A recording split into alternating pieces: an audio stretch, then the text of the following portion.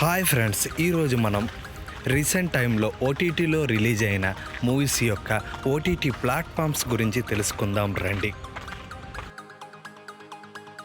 మన మొదటి మూవీ త్రిష ప్రధాన పాత్రలో నటించిన బృందా మూవీ యొక్క ఓటీటీ ప్లాట్ఫామ్ గురించి తెలుసుకుందాం రండి. బృందా మూవీ యొక్క ఓటీటీ రైట్స్ను ప్రముఖ ఓటీటీ ప్లాట్ఫామ్ అయిన సోనీ లివ్ దక్కించుకొని స్ట్రీమింగ్ చేస్తుంది ఫ్రెండ్స్. మన రెండవ మూవీ ప్రియదర్శి, నభా నటేష్ కలిసి నటించిన డార్లింగ్ మూవీ యొక్క ఓటీటీ ప్లాట్ఫామ్ గురించి తెలుసుకుందాం రండి.